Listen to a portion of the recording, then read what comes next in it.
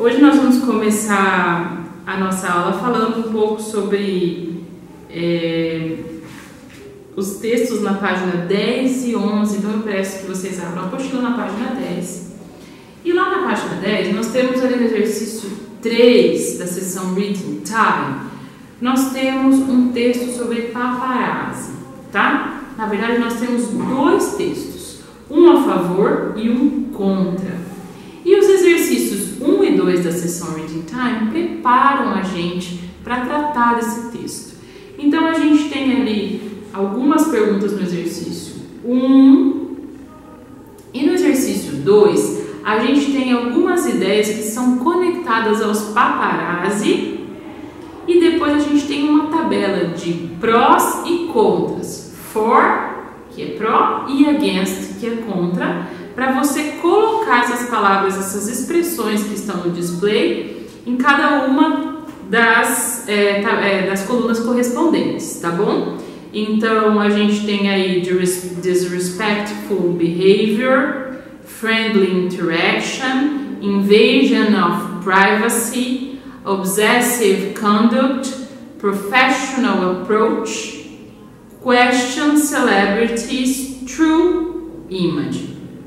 Gente, observem que algumas dessas expressões já são transparentes e vocês precisam eleger quais são as que depõem a favor dos paparazzi e as que depõem contra.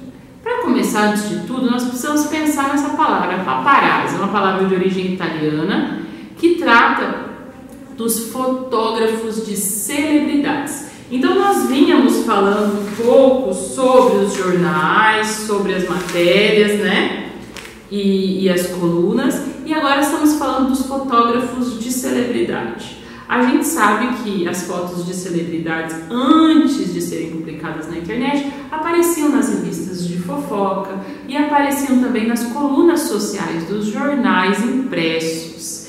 Então é nesse contexto que nós entramos nesse exercício 3. Nós fazemos o exercício 2, então, classificando, e aí a gente tem os aspectos positivos e negativos. Os aspectos positivos a gente vai colocar na tabela do a favor, e os aspectos negativos a gente vai colocar na tabela do contra.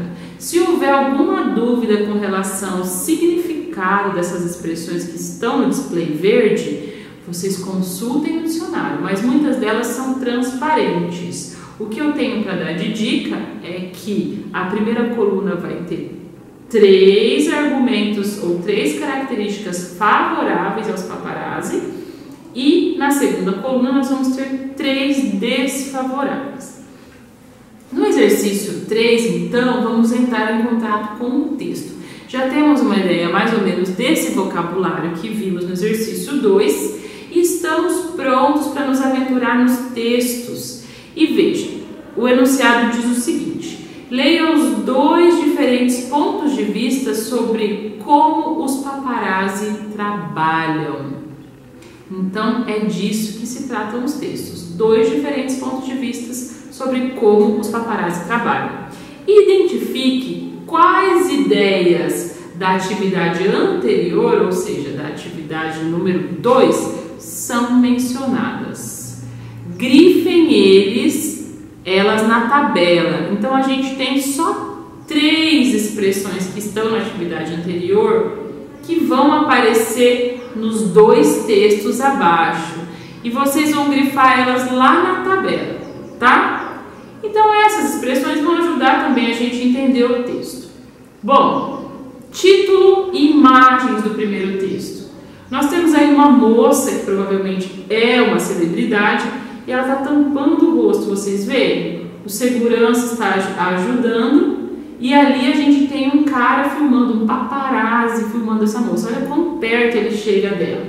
A gente também consegue observar que ela está levando na mão uma bandeja com bebidas quentes. Provavelmente ela estava na rua, saindo de algum restaurante, certo? E foi abordada pelos fotógrafos. Bom, por essa imagem, vocês acham que esse texto é a favor ou contra os paparazzi? Essa moça parece confortável? Bom, outro elemento que temos para ajudar na identificação do texto é o título. The Most Dangerous Game. Why the paparazzi need to stop? Então, o jogo mais perigoso, por que os paparazzi precisam parar? Provavelmente esse texto é contra ou a favor? Vamos descobrir com uma breve leitura. Abaixo do texto nós temos um glossário. Vejam que tem algumas palavras difíceis sobre o texto que nós vamos ver. Mas vamos percorrendo esse texto, reconhecendo alguns termos cognatos e fazendo essa leitura. Tudo bem? No texto seguinte, o título é Why Paparazzi Are Good for Us? Então, por que os paparazzi são bons pra gente? Vejam as imagens de duas pessoas muito felizes ao serem abordadas pelos paparazzi. Tá bem? Então, aqui nós obviamente temos um texto a favor dos paparazzi e vamos reconhecer quais são esses argumentos. Notem que as palavras destacadas também têm um glossário lá ao final da página que vão ajudar vocês a compreender o texto. Bom, pessoal, não é o nosso dever aqui compreender completamente os sentidos do texto. Nós estamos nos aventurando pelo texto, reconhecendo o máximo possível de informações e sabendo já previamente, pelo menos o mínimo do que vai tratar o texto para ajudar na compreensão. Na página seguinte, ou seja, na página 12, nós vamos explorar algumas estruturas desses textos. E aqui então as coisas começam a fazer mais sentido, tá bem? No exercício 1, nós temos na seção Check It Out o tema dos conectivos. Pessoal, este é principalmente o tema da nossa aula de hoje. Então, os conectivos são chamados em inglês de linking words. As funções dos conectivos são aquelas que nós já conhecemos mais ou menos do vestibular, tá, pessoal? É o que? É articular a linguagem e é organizar as ideias no texto. Uma vez que a gente não põe um ponto final, sempre que a gente conclui uma ideia ou que a gente traz uma oração, a gente vai conectando as orações e vai com esses termos conectivos relacionando uma ideia com a outra. Essa ideia pode ser uma ideia de concordância, ela pode ser uma ideia de contrariedade com o que foi dito anteriormente, ela pode ser uma ideia de acrescentar novas informações. Então, para fazer todos esses movimentos de conexão de ideias, nós usamos os conectivos. Em português, eles podem ser o termo mas, e, ao contrário de fato, certamente, visto isso. Então, são esses pequenos termos que vão conectar as ideias. Aí, também na página 12, nós temos uma definição em inglês do que se trata as linking words, que eu especifiquei traduzida aqui. São usadas para conectar as ideias e sentenças. Eles são usados, né? Os conectivos são usados para conectar ideias e sentenças e expressam a relação entre as ideias. Bom, nada mais do que eu já disse.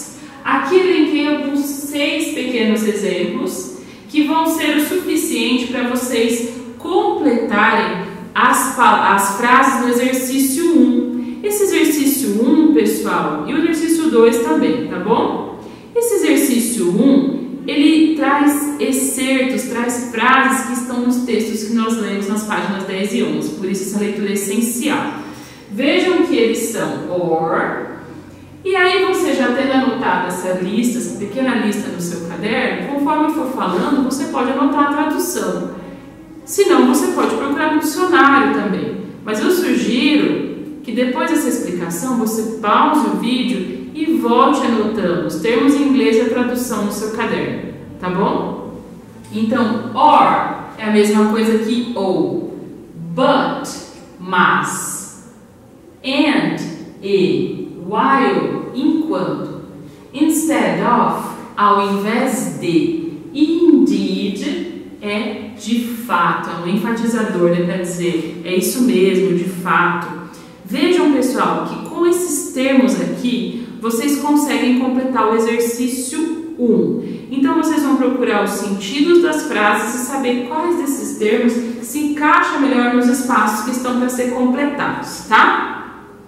Bom, no exercício 2, pede que vocês completem as descrições abaixo com as linking words já usadas na atividade 1. Então, aqui nós temos regrinhas no exercício 2, tá bem? Now, complete the following descriptions with the linking words you used in Activity 1. Letra A.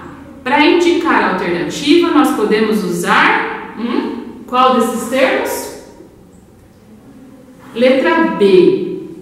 Para indicar contraste, nós podemos usar, e aí temos 3 desses termos que eu listei aqui, para indicar ideias contrastantes.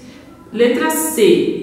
Um dos conectivos mais comuns provavelmente é um dos conectivos aqui que você já conhece, que indica a adição de ideias. Letra D.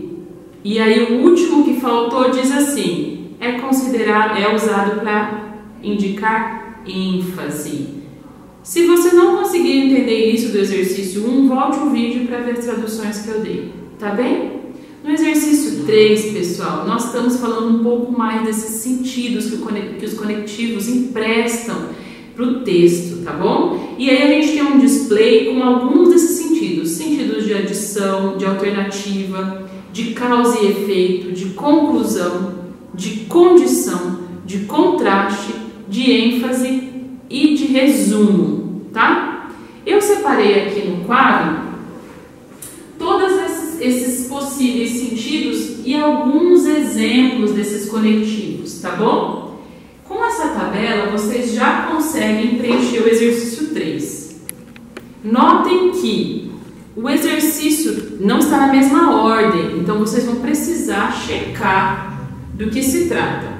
Em alguns dessas tabelinhas aqui, você vai ter que adicionar um elemento a mais. Eu já adicionei esse elemento aqui. Então, vejam qual está faltando, completem.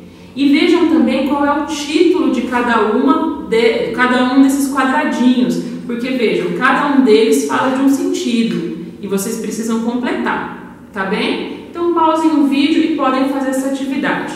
Como tarefa, vocês vão fazer o exercício 1 e 2 da página 13, que começamos a próxima aula corrigindo. Bom trabalho, see you then!